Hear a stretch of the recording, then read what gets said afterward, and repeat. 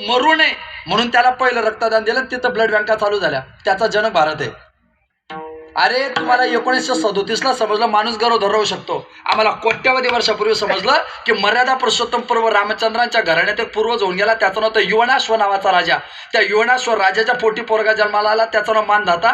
त्याच मानधाताचा पोरगा हरिश्चंद्रन, त्याच्या कुलात रामाचा जन्म. मूळ आपणच आहे. टेक्नॉलॉजी आपण देऊ, आपल्यासारखी टेक्नॉलॉजी जगाच्या इतिहासात कोणी देऊ शकत नाही, कोणीच देऊ शकत नाही. ते फक्त आपण देऊ शकतो भारतीय लोक. का? ज्ञानोबा तुकोबरांच्या वाङ्मयाची परंपरा, आपलं बोट पकडून संत वाङ्मयाचा तुमच्यावर माझ्या प्रघात आहे. आणि म्हणून रामकृष्ण हे तुमच्या माझ्या प्रत्येकाच्या जीवन शलाख्याचं प्रॉपर मूळ आहे. विठाला विठाला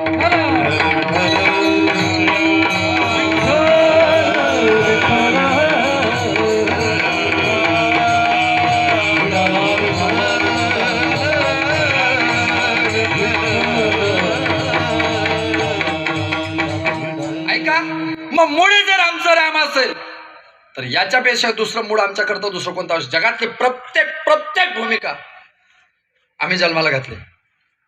हा कोरोना आला, कोरोना, या कोरोनाच्या सगळ्या टेक्नॉलॉजी आपल्याकडे, सगळ्या. कोरोना हा कोणत्या भाषेतला शब्द आहे? कोरोना हा कोणत्या भाषेतला शब्द आहे?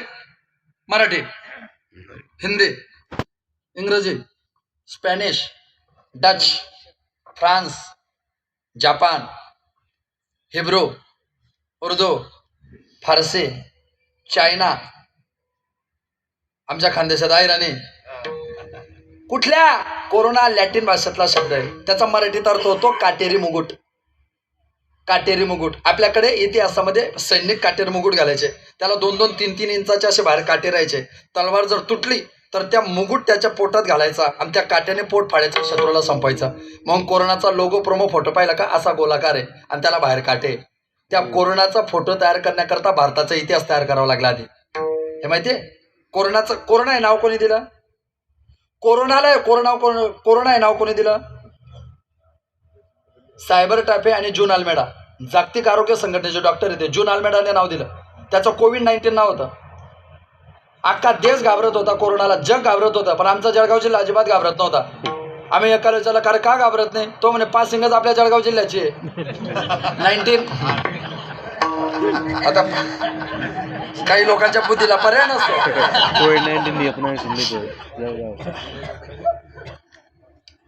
तुम्हाला आता कोरोनामध्ये समजलं मास्क लावलं पाहिजे, बरोबर आहे ना? आपल्याकडे पती मेल्यानंतर बांगड्या फोडतात ना? फोडतात ना? इकडं पण का फोडतात बांगड्या? का फोडतात? त्यानंतर ती भगिनी बांगड्या घालत नाही का? घालते ना. मग तेव्हाच का फोडतात? आपण लहान होतो, मलेरियाचे डॉक्टर यायचे जिल्हा परिषदच्या शाळेत, आपलं रक्त घेऊन जायचे. कशावर? काचाच्या पट्टीवर. कारण मेडिकल असं सांगतं, त्याचा कॅपिटल थंबरुले फिजिकली अप्रोचचा, की काचाच्या पट्टीवर विषाणू जंतू जास्त वेळ राहतात. नवरा मेला की त्याच्या शरीरात जे बारीक बारीक केस असतात ना, हे छिद्रे मोकळे होतात आणि ते व्हायरस त्याच्या शरीरात जमा होतात. बायको नवऱ्याच्या एकदम जवळ रडते, ते व्हायरस तिच्या बांगडीवर जर आले काचावर, तर जेवताना किंवा रडताना ते तोंडाजवळ हात गेला की नाकातोंडात तेच व्हायरस जातात. आणि पती ज्या आजाराने मेला त्या संसर्गजन्य आजाराने बायको म्हणू नये म्हणून बांगडी फोडून व्हायरस समाप्त करायची पहिली टेक्नॉलॉजी हिंदू धर्माला समजली. काय सोपी प्रक्रिया आहे. मी दुसरं उदाहरण सांगतो तुम्हाला. ते प्रेत उचललं की तुम्ही महिला वर्ग काय करतात? साडीचा पदर घेऊन. कोणाला गरज आहे का? त्या प्रेताला वारा घालणं म्हणजे काय? त्याचे व्हायरस आता संप्रेरित होत आहेत आणि तुम्ही रडायला लागणार आहे. प्रेत उचलतात, मग तुमचं तोंड होणार आहे. ते व्हायरस तुमच्या पोटात जाऊ नये, शरीरात जाऊ नये म्हणून तो साडीचा पदर असा तोंडाजवळ फिरवायचा असतो. आणि एकाच वेळी सगळ्या महिलांनी जर तो तोंडाजवळ फिरवला, ते व्हायरस जर 2.5 फुटाच्या वर बैठकीच्या वर गेले तर तुम्ही वाचू शकता. ही टेक्नॉलॉजी फक्त आपल्याकडे. मी तुम्हाला कितीतरी मुद्दे सांगू शकतो की रामाच्या कृष्णाचा देश जगाचा गुरु आहे, पण मग ते एका कीर्तनात आणि एका पाकिटात मी एवढं ज्ञान देत नाही. ते माझे कॅपिटल रूल आहे.